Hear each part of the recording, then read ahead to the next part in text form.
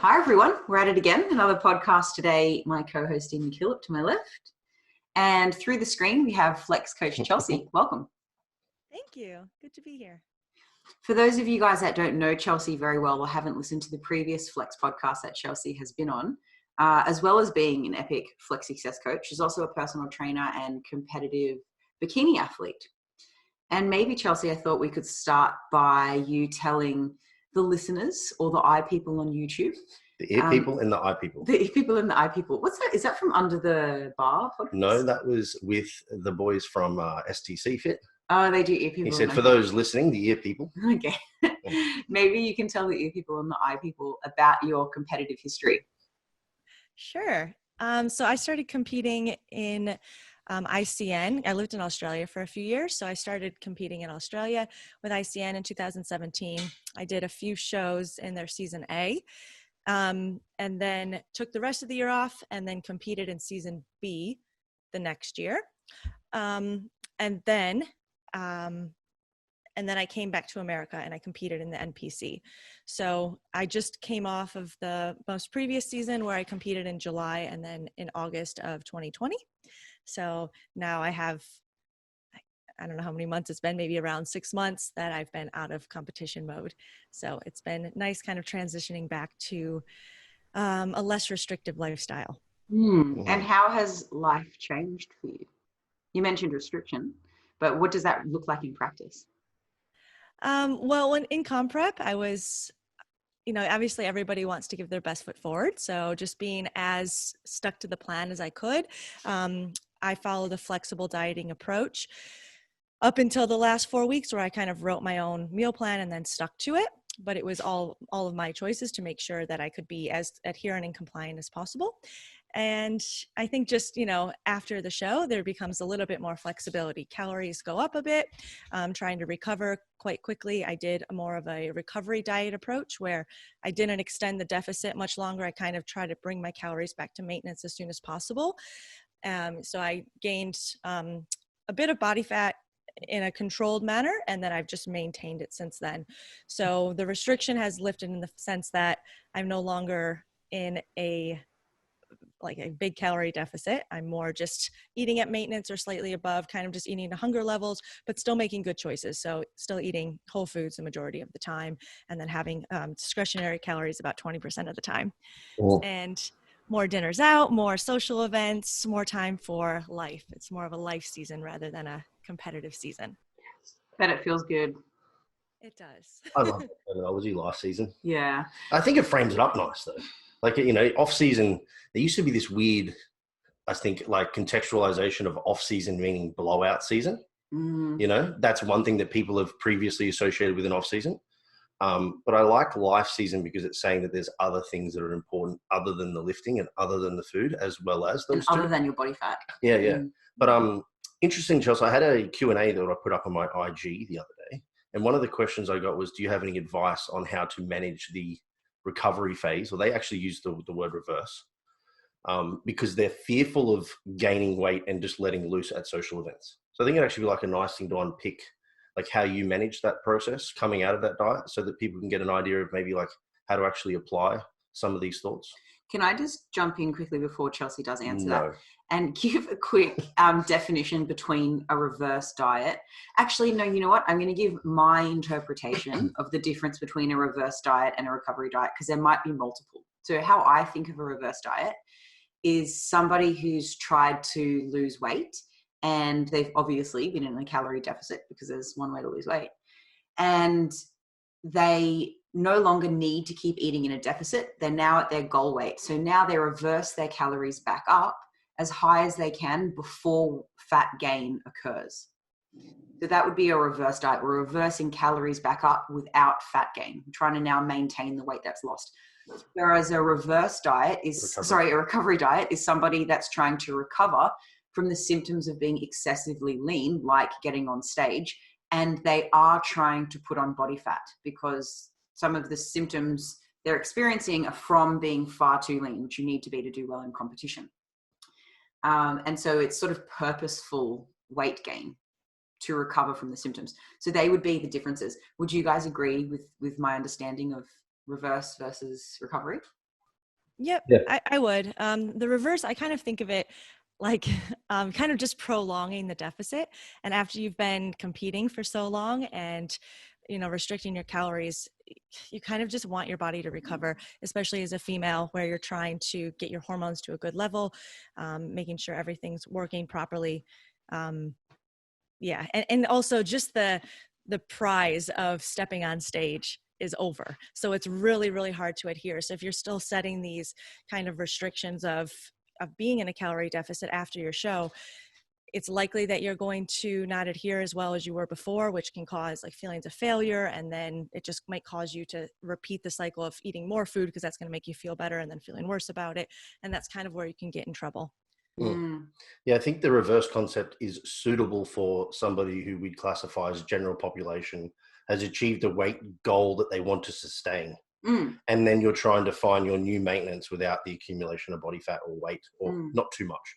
Whereas that was then transferred into the bodybuilding community and with the assumption that you could build this metabolic capacity and that you could eat more food than you could before and not get as fat. And well, if that was the case, no one would be obese. Right? Yeah, the reality is it doesn't work. And it's a sort of a false, like assumption because like you said, Chelsea, you're just prolonging the deficit. You're just shortening the distance between the deficit. So you're still in a deficit and it still sucks. And, people can eat more without gaining weight because of the relationship between intake and expenditure. So we find that when people eat more, they tend to move more. So therefore, it's not that they're eating more and their metabolism is somehow magically improving. They're just also moving more because they have more energy from the increased food. So that seems to be the reason why reverse diets are helpful. But back on the recovery part for you, Charles, I'd be interested to know like how you set up your thoughts around that phase. Like, how did you prepare for it, knowing what you needed to achieve was actually purposeful fat gain? Because that's a difficult thing for people to deal with. Yeah, I think especially women too, because there's all the pressure on us to stay a certain way. In this past competition, so that was my third prep that I've done. I've competed in multiple shows each time, but my third actual prep. And I don't know if it's just age or what it is, but like I felt like I was almost like too skinny anyways. Like I didn't actually like the way I looked, like that rail thin. And I kind of like myself with a little bit more of a booty and like just a little bit thicker. So I think at first it was okay because the first couple pounds come on pretty quick just from extra like glycogen or just eating the extra carbs and water that come to your body. But I think one of the biggest things is I continued to work with my coach. So that way, if I was getting emotional about anything, he could remind me of the plan, of why we're doing this, of why it's important. And I think that's super important just to have somebody still in your corner. I know of a lot of people that just stop working with their coach the day of the show, and that's kind of where you can run into trouble. So what I'd also recommend, which I had made the mistake in past preps, is booking a vacation, the week after the show or booking a big party or something. And that's when things can kind of get into trouble because you still need to keep your habits. You can't just say, oh, show's over, I'm going to stop doing my cardio, stop doing everything that I've been doing. It's still continuing those and slowly weaning off of them. Yeah, so habit maintenance, but just with a little bit less restriction. Sorry. Slowly. Yeah. And organization. Yeah. Organization and making sure that you're kind of adding foods in step by step. You don't want to go from eating plain rice and rice cakes and chicken breast to all of a sudden, I don't know, like cereal, things that are highly palatable, because then you're just more likely to want more of it. So it's like adding food in a controlled manner if you can. To a point. Yeah. Yeah, I mean, from working with you for a while now, I know that you're a really organized person, and you like to think things through before you do them. I wonder how what you're talking about, like continuing to be organized, would go for somebody that has a bit more of a flippant mindset and likes to kind of fly by the end of their seat. Is that the same? The arse of their seat? The arse of their seat, yeah. That one. I don't know where the end of the seat is. Where is the end of a seat? I'm not sure. The back of your knees. So what would you say for somebody that feels like they've spent so long organizing and they just want to let loose a little bit? What would you say are like the minimum habits that's important for them to maintain, or like the lower hanging fruit? Coming out of a comp prep or coming out of a diet? Out of comp prep.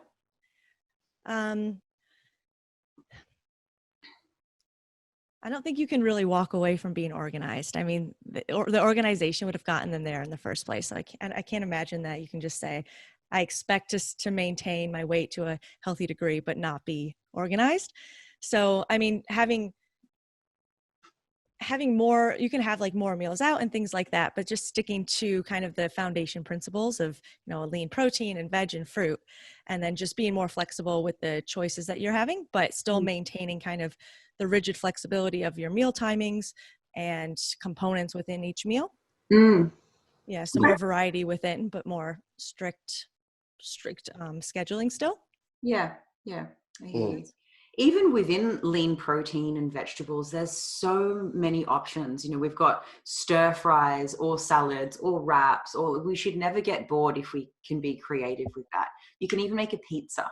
Do you actually, you and your boyfriend do pizza night on Friday nights, right? Yeah, it's mostly him that does pizza night, but I get jealous. So I don't want to eat like full calorie pizza every single Friday. So yeah, just being creative, and I'll make my own pizza with lower calorie ingredients that kind of fit my plan and keep me on track while still allowing me to be social. How did you make it? What were the ingredients? Just like a flatbread here, and then I use like pasta sauce, fat-free cheese, and then any kind of like meat and toppings that I want. I love that you guys have fat-free cheese in America. Do you mean low-fat cheese? It's fat-free. No, legit fat-free. Whoa. Yeah. It's like 1 gram of fat. It says fat-free on the label. Does it taste right? Just protein. Not really, but if that's all you eat, then you get used to it. It's all about that cheesy texture. I can't imagine what fat-free cheese, because we have only low-fat cheese, but what is it, like 15? 15, yeah. Yeah, 15% fat. God damn, low-fat cheese. Yeah, there's not much in it. It's mostly protein. We want fat-free cheese and a full sugar soda. No. I don't understand people who drink full sugar soda, because if they're like chips, chocolate, my favorite. If there was a no or low calorie alternative that tastes somewhat similar, I'd be all over it.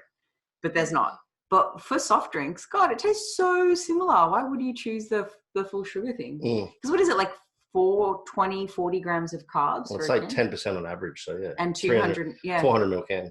Yeah, there you go. Woo! I mean, that's a pizza base. Yeah, that's true. That's true. So what would you say coming out of a comp prep? You obviously had to decide on how to be more flexible, the amount of weight that you were going to gain, kind of how to mentally deal with that. I imagine that you had asked yourself particular questions on to figure out when and how much. What do you think those questions were, or where did you start with that?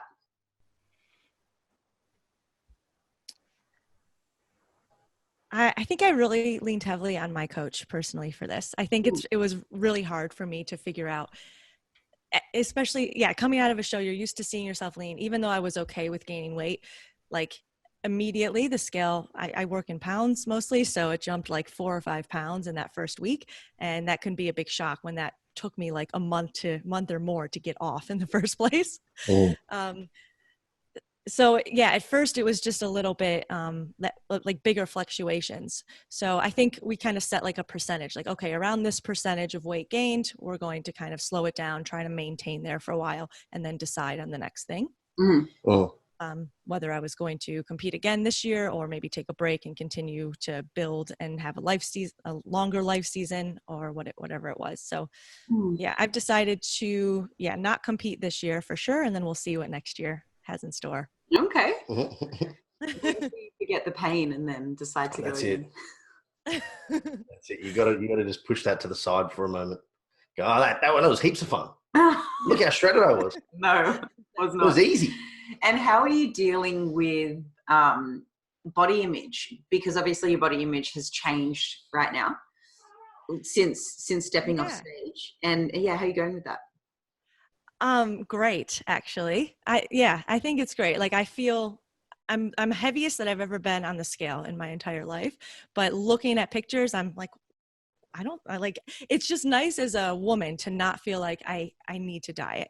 And that's a lot what I help with my clients, both my online clients and people I see in person too, and just like women that I come up to in my life. I feel like everybody's always like, oh, I have to lose 5 pounds. Oh, this little bit of fat here, this little bit of fat here. How can I fix it? It's like, hold on, like, let's just appreciate our bodies for what it can do. Like especially going through a comp prep, if anybody's done it, like you just know how exhausted you feel and just depleted and like at some points depressed and just unfulfilled looking at yourself, even though you look absolutely incredible. And then when you come out of it, it's like, oh my gosh, there's so much more to this. Like I can go all day without needing a nap. Like these things are underrated. And yeah, just feeling healthy, being able to like lift weight in the gym and like feel strong. Like these are all great things. And I think society puts this pressure on us to always be smaller and always to pick ourselves apart. And so, yeah, that's something that I've really been trying to work with a lot of my female clients is like, let's appreciate ourselves for what we already are. And if we still want to make a change, that's fine. But let's first be okay and love ourselves for how we are. How did you go about that mental shift? Because I mean, it sounds, I love where you're at, but how did you get there? This time it was more natural. I think I was wanting to put on weight after my competition. It was really hard going through comp prep during COVID, training at home, being isolated from friends and family, even though that could be looked at as a positive when you're in comp prep, but it's, the whole year I think was tough on everybody from a social standpoint. And, so yeah, I think I was just ready this time to be back to feeling more like myself. Yeah. So it sounds like to me that this is probably more about setting up the appropriate framework for like, what is the intention of this next phase? Because like when you set up the intention for a contest prep, obviously we understand the goal is to get as lean as humanly possible without dying. And hopefully, that in order for you to achieve that, there's a certain set of rules and expectations and a level of restraint and restrictions that you have to go by. So you're kind of okay by doing them. But then when people get into the next part, which is the off season or life season, I think a lot of people fail to frame that out. So like I frame that first phase typically as the health phase. So like we want to return to baseline health so that we can then maximize the next phase, which would be the growth phase, And I think doing that makes the process a lot easier on you mentally because you're now making decisions to achieve the intended goal of that framework. And it sounds like that's what you kind of did. Like, oh, I want to be healthy. I want to do this. Therefore, all of these actions are tick, tick, tick, tick, tick. Mm-hmm. That fair? Yeah. Yeah. And I like framing it like a life phase or even like a maintenance phase, but not a bulking phase by any means. But yeah, just trying to live more and see what your body can do. Setting other goals, I think, is important too. And not only for comp prep people, but even just lifestyle clients who are coming out of the diet. After you've achieved your goals, it's like, well, now what? I've put all this effort and time into this. And now you just want me to step back from tracking and step back from being so restricted. What am I meant to do? And so figuring out what is important to these people and to myself outside of just my body and making those things a priority. So it's kind of like a shift. Like if there's like a triangle and you can only focus on one point of the triangle at the time, just kind of going to the next point, I guess. So it's all still important, but there's just bigger importance on other things. Which definitely doesn't mean having to get fat and unhealthy just because you're focusing on other things, which is why we spend so much time and energy with our clients, as we know, 3 Flex coaches here, building sustainable habits. When we're talking about comp prep, some of the habits are taken to the point where they're not sustainable, but we help people shift back, like pull back on some habits so that they are sustainable. Like maybe walking 2 hours a day is necessary in a comp prep at some stage, but maybe only walking 30, 40 minutes a day is what's necessary for, in your life season. Is that what you guys are calling it? So we're still maintaining that habit. We're just adjusting it a little bit. And we still need to food prep, but maybe we can have pasta. It doesn't have to just be pumpkin now. Yeah, or even little things, like in a comp prep, you get really neurotic around food choices in that, like if I say I'm eating chicken breast and then I want to eat white fish, even though they're pretty much the same protein and fats, I'm still going to weigh them out, right? And I'm going to make sure that the difference is accounted for somewhere else. Whereas in a life season or moving out of contest prep, it's like, hey, like close enough is good. White meat's good, red meat's good. And then you have salmon because it's its own special kind of fish. Salmon has the same amount of fat as it does protein. But, and it's like, I would only eat, if I allocated carrot, snow peas and capsicum, that's all I would eat. And then coming out of prep, it's like, maybe I can just swap the relative amount of those dosages for any vegetable. I'll just have 200 grams of whatever veggies. Because making a mistake of 50 calories in that period of time is probably okay. Yes. And I say that condescendingly, just in case that wasn't picked up. It's definitely okay. Yeah. Close enough is definitely good enough for when we say gen pop, general population people, non-competitive athletes. But even coming out of a prep for a client, that's a nice way to sort of relinquish yourself from the fear of not being perfect, I think, coming out of prep, but doing it in a very controlled manner. So like you said, Chelsea, it's the same habits. It's just that you've let a little bit of rope out. You know, like you might have a rib fillet instead of an eye fillet, like big fucking deal. Yeah. Mm-hmm. Yeah, absolutely. And how have you gone about socializing and having a family life now that prep is over, without kind of having to buy a whole new wardrobe and letting go of everything?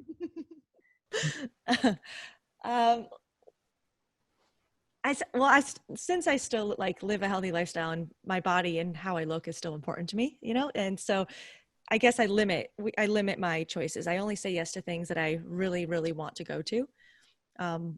One like tool I use, it's kind of silly, but it sometimes works on it. Like if you think of a scale of 1 to 10 and you take out the number 7 and then you ask yourself, do I want to do this thing? If you choose 8 or above, then that really means like, yeah, this is worth it. But usually if you're like on the fence, you'll choose a 7. So by removing that out, now you have to choose like, do I really want to? Is it going to add value to my life or is it not? And so just being smart and thinking through what I'm saying yes to and making sure it's something I want to do. And then it just depends on what the celebration is. Like if it's a wedding, I'm just going to go along with the flow, eat everything that's there, have a few drinks if I choose to.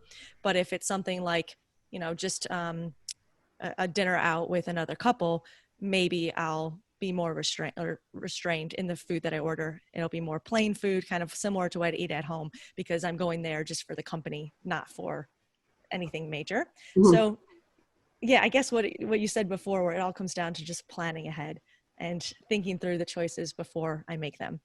Mm. And then let's just say you do go out with your friends, though, because this happens a lot, and then the food just looked way too delicious, and you're like, nah, I'm all in. You know, I'm gonna get some of this delicious stuff that everybody else is eating. How do you rationalize with yourself not to punish yourself after the fact?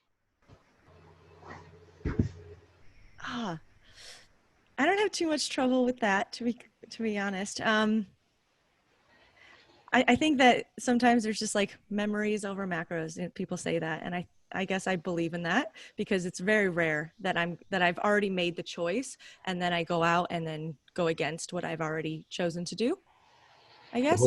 So if I did choose to switch my decision when on the spot, when I was there and I saw that delicious food, and that's still a conscious choice. So I guess like everything, even if you decide to make that choice and eat the food, it's always your choice in the end. And so yeah, you can feel upset about it the next day, or you can move on, because it's only yourself that you have to blame. So instead of saying like, oh, you know, it was like, instead of blaming external factors, like it was there or everybody else was, or any other excuse that you may give yourself, just taking ownership, like, okay, I chose that today. This is what I'm going to choose to do today. I might eat, you know, less servings of carbs or change things around a little bit, not starve myself, but, you know, just pull back on calories a little bit. If that was something. But I think just reminding yourself that it's always your choice on what you choose. So one thing I hear clients say a lot is that they were good or they were bad, as if the food they ate made them more morally virtuous or somehow bad. So I really think that it's harmful to frame the way you eat as a reflection of your goodness or your badness. And I think that can perpetuate this cycle of grouping foods as good and bad. And if you eat from this group, you are good, or you eat from this group, you are bad. And feelings of guilt and shame can come from that as well. And I love that when you spoke about, you just made a decision. There was no identification of being good or bad. You just decided to eat more calorie dense foods, and then maybe you pulled back later on something else, but it was no reflection of your goodness or your badness. Yeah, that's right. That's right. Yeah, that is. Yeah. Well, food is just food, and like that association with them, like attributing an emotion to your decisions, like you mentioned, Estelle, is also a way, I think, for people to lose perception of like what the reality is. Like the logical, rational thing is to recognize that it's just a small amount of calories above what you probably would have consumed anyway. And the impact of that logically is very small if you don't repeat it every day of the week. But when we then go there and say, I was bad, then bad then is associated with, negative thoughts. And then those negative thoughts lead to negative behaviors. And like punishing yourself with exercise instead of rewarding yourself with exercise. Yeah. So I think, having the ability to have some clarity around your decision, like you said, and being conscious in it is probably the first step to people not punishing themselves and continuing to move forward, as opposed to constantly going up and down the stairs. In that loop. Maybe we should unpick the math of weight gain and loss really quickly, just to show how unimportant one more indulgent meal will be. This is quite easy to explain with a graph, and I'm not prepared with a graph right now. So just to use easy math, I can maintain my 60 kilo body weight on about 2,000 calories. That's called my TDEE, my total daily energy expenditure, 2,000 calories per day. What's that over 14,000. 2,800 calories. Over 7 days. Yeah. 14,000. Yes. Calories. Oh my God. Yes. 14,000 calories. It's easy maths, guys. Woo. Yeah. Like I said, easy math. Still counting on my fingers over here. So if I'm eating about 2,000 calories a day, but I go out for a more indulgent meal and I end up eating 300, 400, 500 calories more than I would in that one meal, I'm now at 14,400 calories for the week. So spread over the 7 days of the week, that's only an extra, 50 calories a day? Yeah. Extra? What's 50 calories a day? Absolutely well, this is the thing. nothing. You wouldn't punish yourself for 50 a day. No. You would be like, that's within an acceptable range of my target. Of course I can maintain weight on 2,100 calories. 1,050 oh my God. 2,050 calories a day. Told you I need a graph. Yeah. Of course I can. And an extra 50 calories is a spoon of rice or something that I can remove per day. Of course I can manage that. Yeah. But we don't want to have that mentality of, it's just an extra this, it's just an extra that, because I'm talking about one meal here. But if we add that up and that mentality happening 7 days a week, of course that adds up. But the point here is don't punish. There's no need to punish yourself for one meal, especially because sometimes we might be a little over, sometimes we might be a little under. We just don't want to always be a little over. Yeah. Yeah. Mm-hmm. It's by no means perfect maths, but I also even just reference this a lot of the time. It's like whatever the calorie deficit is or whatever the calorie surplus is per day. Over TDEE. Yeah, over TDE or under TDE. Over the course of 7 days is roughly the same amount of grams you can gain or lose per week. Now, it will change depending on a lot of factors. But the theory there is that if you eat 100 calories over per day for 7 days, you may have gained up to 100 grams of fat that week, which is fuck all. It's nothing. And it's the same in reverse, like 100 calorie deficit, 100 grams of fat off that week. There's a lot of context to that doesn't make that perfect, but it's a quick reference for you to go, look, even if I eat over by 100 a day, every day for this week, as long as I only do it for this week, it's maybe 100 grams of fat. And as you said before, Chelsea, how quickly can you lose 4 pounds? Like I can lose 4 pounds in 4 weeks, but you can gain that, you can lose that 100 grams therefore in like a couple of days. So you can modify the behavior very quickly to get the fat off if you wanted to. Not that we're saying you should, but the point here is that one overconsumption moment is quite small in the grand scheme of things. Actually, another way, who was it? Might have been Alan or someone mentioned about thinking about eating out is if you're eating 3 meals a day, over 7 days, 21 meals a week. Yeah. And we're eating 1 meal out. That's 20 meals that you've prepared yourself and 1 meal out. And so long as you're not going like balls to wall, eating everything in sight for that 1 meal out, how much damage, quote unquote, are you really going to do to your calorie intake? You could swap maybe one of those 20 meals that you're having just for a protein shake and a carrot if you want to. Yeah. And just sort of evened it out there. Yeah. But the point here is to rationalize, I think, is what we're getting at. And what I'm hearing from Chelsea is that she's always sensible, regardless if she's eating at home or eating out. She's never eating like a piggy. We have to change her name to Sally. Sensible Sally? That's not true. But when I do choose to eat things that are higher in calories, I usually choose to. For instance, we just had a birthday over the weekend, and my mom had made cake, and she had got special ice cream in, so I'm going to have some. And I already knew I was going to have some. So then I was okay with it, didn't feel guilty, was able to enjoy it, and then move on. Yeah, but you were portion controlled, I imagine. As best as I could be. Yeah. Okay. But this is the wonderful thing, though. If you're reasonably sensible 95% of the time, and then 1 week out of the month, one day out of the month, you have an event, and that event you eat 2,000 calories more than you should have in, bunny rabbit ears. Like, 2,000 calories over 4 weeks. Like, it's nothing. It's so insignificant that it's not going to cause you any drastic difference in your physique. Do your family bug you at events about food? No, but my family loves sweets. Well, you're a baker yourself, right? Yeah, so I like sweets too. Like I grew up with my mom. When I was little at a birthday party, I remember she pulled out all of the half gallons of ice cream, and it was taller than I was when I was a child. Like, it's just, she loves sugar, and it's kind of instilled that in us too. So when I go there, there's always an abundance. But she, like, I think the key thing is to communicate as well, like, and just tell people what you plan to do, what stage of life, or what you intend to do for that day, and they most of the time support you. Like, people don't really care what you're doing as much as you think they do. That might be coming from a place of having a supportive family, and that's so good for you that you do. I have some clients, may also be speaking from experience, who don't have such supportive families, and I find what is more helpful is actually not to communicate, because some family members might perhaps feel guilty about their poor choices, and they reflect that by trying to get you to make poor choices as well, so that they feel a bit more justified in their decisions. So another thing that might be helpful, depending on what your family is like, is just saying, I just don't feel like it. And no one's going to bug you for not feeling like cake. Whereas if you're like, it looks really great, but I'm dieting right now. Oh, come on, just one piece, might be the reaction. So it might be best to gauge how supportive your family is and go from there. And as much as you want the cake, just say, I just don't feel like it. Yeah, and similarly, I suppose you would do the same with what friends you choose to go to different restaurants with. Yeah, because some friends are going to be very indulgent, other friends are going to be like-minded. So, like maybe the like-minded eating friends you spend more time with on a more regular basis. The ones that are a little bit more indulgent, you might have another thing you do with them, like dog walks, play chess. Who plays chess? Do you play chess, Chelsea? I've never done that. I've never played chess before, Queen's Gambit made me want to become a chess champion. Have you seen Queen's Gambit? Yeah. I love it. Dean and I are big fans of playing Connect 4. Oh.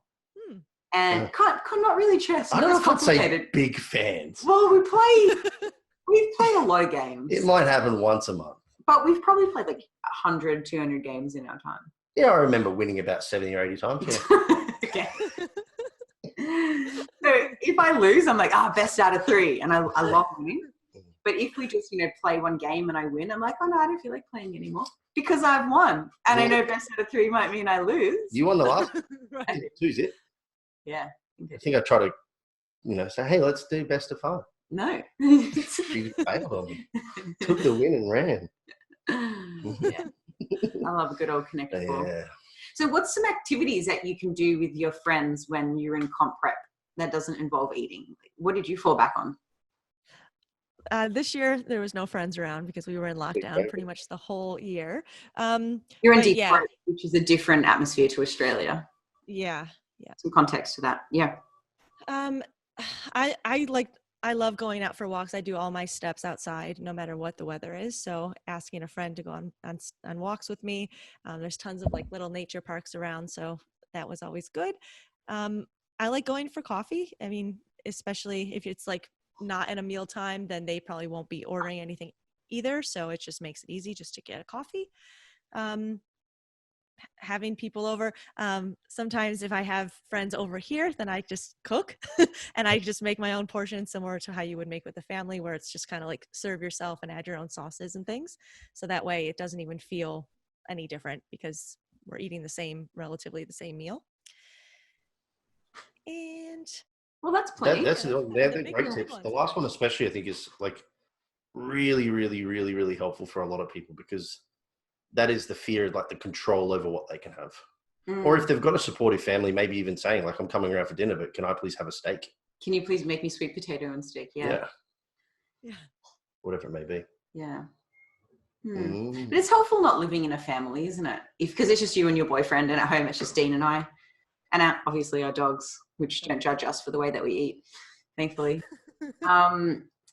Ruben eats like a king. He eats better than most people. He gets slow cooked chicken and sweet potato. Sometimes I like to put a bit of beef stock or something through. Yeah, she doesn't want his taste buds to get bored. I don't. Chelsea. No palate fatigue for my dog. That's ridiculous. Not ridiculous. I love him. Does he appreciate it? Can you tell? Like, does he look up at you and say thank you? Yeah, he mouths thank you. He gets manic as I'm preparing his food. Like, you know, they'd like toe tap from Staffies like this. And then he's just like, and I'm like, dude, like, it'll be ready in 30 seconds. Just relax. And then he starts to get real manic. And then I take the food away from him.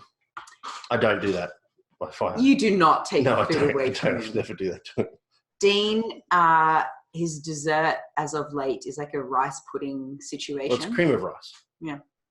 And once he's finished eating everything, there's obviously some stuck to the sides. And Ruben's treat is to like lick it off before we wash the bowl.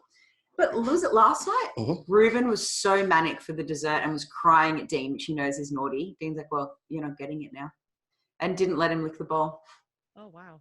I know. Straight in the sink. Oh, that was so mean. I have rules and boundaries. I don't. Just like I do in contest prep. When it comes to my son, he gets what he wants. And that's why he cries like a freaking baby. He does cry like a baby. Well, Chelsea, you have 2 rescue dogs, don't you? I do, yes. Tell us about your babies.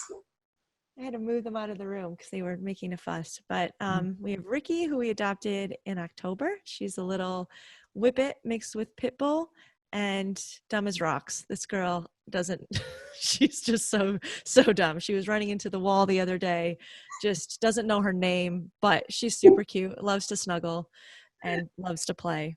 And then Ruckus is our other pit bull Dalmatian mix, and he is 9 years old. So he's just really tolerant of Ricky. Do you say he's 9? What's 9? That? Yeah. How old? Yeah, like 8 or 9. Yeah, we're not sure because my boyfriend had adopted him when he was already fully grown, so he's not exactly sure. But he's had him for already like 6 or 7 years. So. Oh, wow. Okay. Mm-hmm. They're so beautiful. For anyone that doesn't follow Chelsea on social media, they're 2 white dogs. And from my experience from the dogs at the dog shelter that are white, they're the ones that seem to have like be deaf or like blind in one eye or some issues. So it's good to see that you've got 2 white ones without those problems. I don't know what it is about white dogs. Sounds like Ricky's maybe got some brain damage. Yeah, she has something. She's going to give it to herself by running into walls. And I think it's so cute because living in Queensland, obviously the sun is really strong here. We have to put sunscreen on at least the noses of the white dogs. So you living in snow might be helpful. She's gotten a sunburn because just along her lines of being dumb, just sat outside for too long and didn't feel how hot she was getting. And she came in, her face was all red. So now we have sunblock for her too. Oh, silly. That's adorable. I love That's too funny. I love it. My friend Alicia, hi if you're listening, she thought her dog was dying of cancer. Her dog's name was Jessie. And because she had this big like sunburnt situation on her nose. So she got like the paw prints of her dog like tattooed on her and the name. Turns out her dog just had a sunburnt nose. She's totally fine. Still a nice gesture. Yeah, wow. It was extreme sunburn, let me tell you that. Must have been. Yeah, it did. It looked funky. I still remember it. Okay, so let's wrap it up with something we're sharing. Well, any final tips? Oh, yeah. How to be less shit, perhaps. Yeah, that's a good tip. Chelsea, people coming out of comp prep who are now trying to transition or adjust to normal life, their life season, how might they be less shit at that? Take it slow. Take it slow. Don't do everything all at once. Just as you said during comp prep of it'll be there when comp prep is over. It'll still be here. So just introduce things slowly. Be sensible about things. Don't go from 0 to 100. Okay. Sensible advice. Yeah. I think that's just all about having good internal dialogue, which you've mentioned a couple of times too, about being conscious about your decisions. So it's almost like comp prep finishes and then people's brains just like go splat against the wall like Ricky. They just full Ricky it and then don't go full Ricky. And then get sunburned, you know. Sunburn by pizza and sodium and salt, and they're the same thing. Anyway, yeah. Good one, Dean. And then to match that, so I'm reading this book, this Cybernetics. I've just started it a few days ago, but it's all about how to improve your self-image. And it's really interesting so far. I'm only like maybe a quarter of the way through, but I would already recommend it because I think the writer of the book, or at least the person telling the story in the chapter, used to be a plastic surgeon. And he would have people come into his office and they would be looking to get a nose job, let's just say. So they come in feeling really unconfident, saying that like, oh, you know, I can't even speak in front of people, and all of these internal pressures. He fixes their nose, goes out into the world, all of a sudden they're a brand new different person because of all of these stories that they were just telling themselves that nobody's going to like me because I look like this. I'm so ugly. Why would anybody want to be friends with me? Then they fix the physical part and they change into a different person. But then on the other hand, there's some people that come in, same issue with the nose. He fixes it. They look beautiful. Everybody's saying, you know, wow, you look so great. You look beautiful. And they go, I look the exact same. And it's just like all about that internal dialogue of what we talk to ourselves about, and how our brain actually influences our behavior and our feelings and how we perceive the world. And I'm sure he'll go into tips on how to improve that as I get further along. But I just think it's just really interesting to start breaking that down and like really understand what it is, what kind of stories you're telling yourselves that may not be true. What a cool topic. It is. So what is it? Cybernetics. Yep. By the author's name? By Maxwell Maltz. Okay. Eminem. This reminds me of it was a British show on TV, and I remember them getting like a tattooed lady. She was tattooed head to toe. Literally her whole face was covered in tattoos. And she said that, you know, she's asking someone for directions and people are like walking away from her and no one wants to talk to her.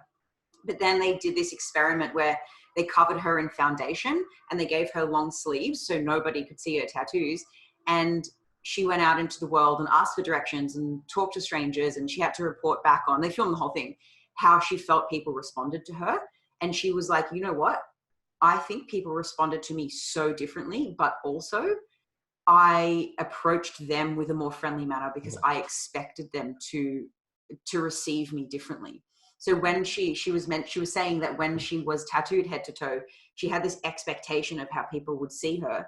And so she wasn't as friendly because she already expected them to shun her.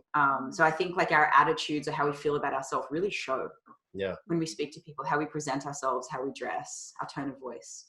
Well, if I could draw a parallel now to the topic at hand being the post-comp or even intra-comp during prep, and I think this would go actually for anybody who's going through some form of physical change that is also likely going to be associated with a psychological change too in general population, trying to move some body weight. And that is that any time that you have a negative thought is not the time to then determine subjectively whether or not you think you're improving your look or not, because you 100% will look at yourself the same way you feel. And then converse to that, if you have a positive moment, might be the time to really reflect on what you've achieved thus far, because you'll be more likely to try and find the positives in what you've done as opposed to the negatives.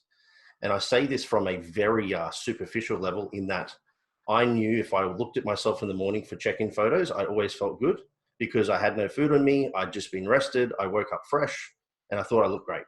And then at the end of the day, when I was tired and full from food and busted, I always thought I looked like absolute dog shit. And the difference was like 12 hours. So like clearly I didn't look that much different, but it changed all the time. So I think if you can do that, choose your times when to judge, when feeling positive would be a smart one.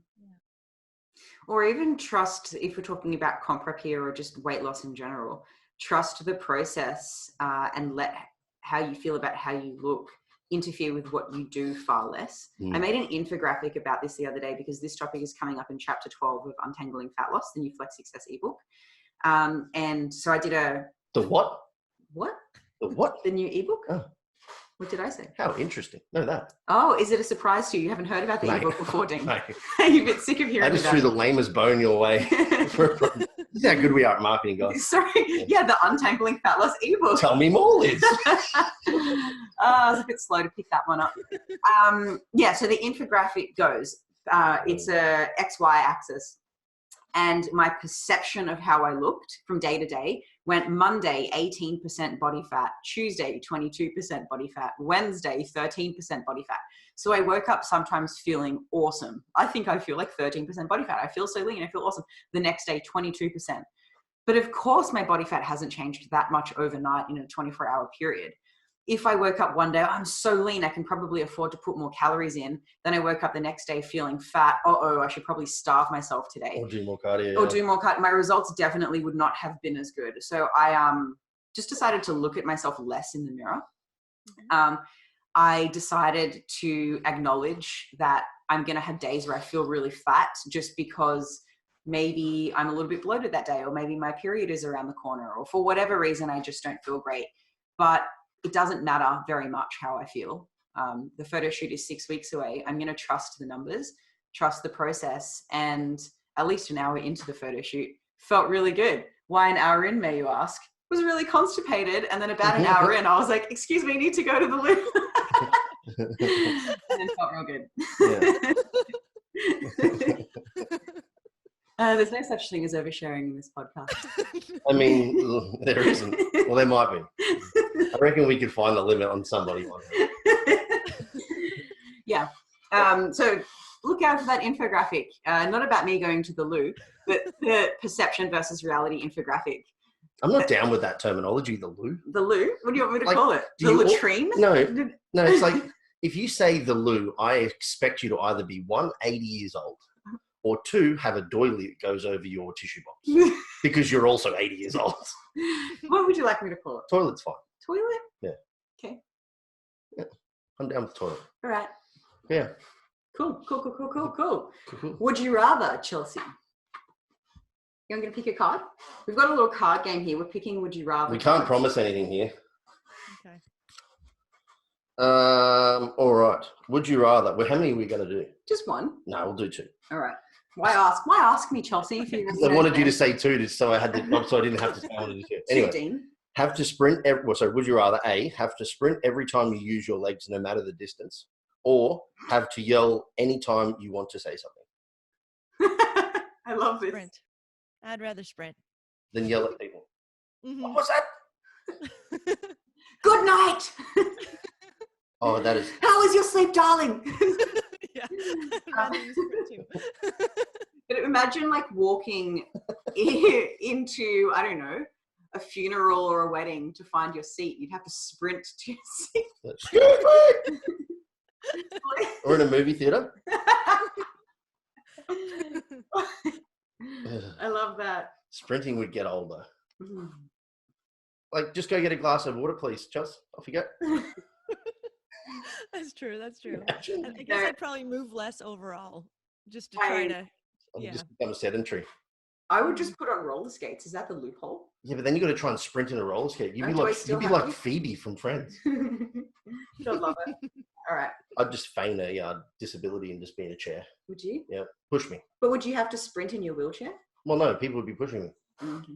It said legs. It specifically said legs. It's true. There's the loophole. Number 2. You're lucky you've got away from all of the adult filth, Chelsea. So far. Oh, the one behind it that I didn't choose. No. That's not a Chelsea safe card. Would you rather A, everything you dream each night comes true, or everything a randomly chosen person dreams each night comes true? I dream some pretty my own dreams. Could you imagine what world you would live in if it was your dreams? You'd live in multiple dimensions. Yeah. At least they'd be my dreams, though. I don't think I want anybody else's. But maybe they're really good dreams, though. Oh, maybe they're not. Depends if you know that. I have pretty good dreams, actually. I'd be okay. So with this that. is the thing. If you have nightmares, would you still choose that? Probably not. But I don't. Tell the listeners what I said when I wake you up in the middle of the night. I cheated on this last one. I had a dream that She woke up and slapped me for it. I did not. She didn't do that. I did wake him up though and hug him. I was like, I had a dream you cheated on me. I was like, it's hot, get off me. No, so my dream went like this. I'll spare you the details, but basically Dean was like, hey, I have something to tell you. I kissed this girl, blah, blah, blah. But what pissed me off is that he wasn't sorry about it. He was like, yeah, it was a really good kiss. And he was like rubbing it in my face. I'm an objective guy. And I was like, well, do you want to be with her? And he was like, I don't know. He was just being a dick about it, which is what upset me. It wasn't the kiss itself. Yeah. This is because we watch Suits. Yeah, that's true. We watched Suits last night, and in the episode, a guy that has a girlfriend has a kiss with this other girl, and the girlfriend finds out. Well, not in that episode, but it's following those episodes. Yeah, maybe that's why I had the dream. Have you watched Suits? A long time ago. So you weren't angry at Dean the rest of the next day? He has been before. No. Yeah. Once he has woken up in the morning before, annoyed at me from something that I did in her dreams. Maybe, I don't remember that, but not the whole day. Maybe I was just annoyed at you when I woke up. No, just in the morning, like just a bit cold. Okay. Must have been a long time ago. Yeah, no. I woke up knowing it was a dream, but I was still upset. I was like, why? You get mad for your dream cheating? What does she have that I don't? It happened to me once before, and I was mad for a while. Too long. That's hilarious. With your current boyfriend? Yeah. That's funny. Did he know? Or did you just cold shoulder him? Yeah, I think so. Yeah, no, I had told him, like, I just need time to get over this. Do boys don't seem to have these dreams about the girls? No, because they're dreams. Yeah, but I'm just saying you can still have them, but you've never had a dream where I've like pashed someone else. Have you? I don't know. You don't really remember your dreams. If I did, I wouldn't care. Yeah. Not when I wake up. He doesn't care about me, Chelsea. That's what I'm hearing. Mm-hmm. Might not be what he's saying, but that's what I'm hearing. This is for a funny story. I've told Liz this, and this has happened with like pretty much most girls that I've ever dated or been with, is that I have this recurring dream that I'm in the dream and I'm doing the dirty with somebody, but they're faceless or I can't see their face. Like they might be facing the opposite direction or whatever. And in the midst of it, I'm like, oh my God, I'm cheating. I can't believe I'm doing this. This is really, really, really fucking bad. And then at the last moment, the person who I'm dating's face shows up and I'm like, oh, thank God. I've had that dream so many times in my life. Yeah. That's odd. Yeah.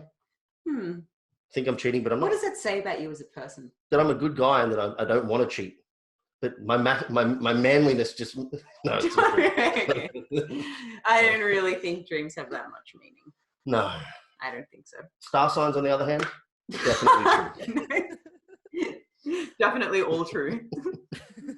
Hey, fun times. Now, normally we would wrap up with where can we find you, but we know as a Flex Success coach, the Flex Success page, flex_success, www.flexsuccess.com.au.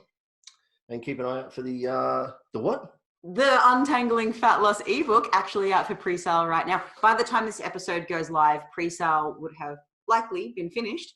Again, great at marketing. But open for regular old purchases of the ebook. Yeah, we'll be charging you extra amounts now. Yeah, when you listen to this. Yeah, exactly. All Use the code FlexSuccess20 to double the price of the ebook. It's a great code. I'm down. Should we use that? Should we have a code to double the price of the ebook? If anything, it should be Flex Double D. Try it. Flex Double D. Let's do it. Get double down. Yeah. Lots of different things here. All right, Chelsea. Thank you for joining us today. Thank you. And we'll chat to you soon. All right. See ya. Bye.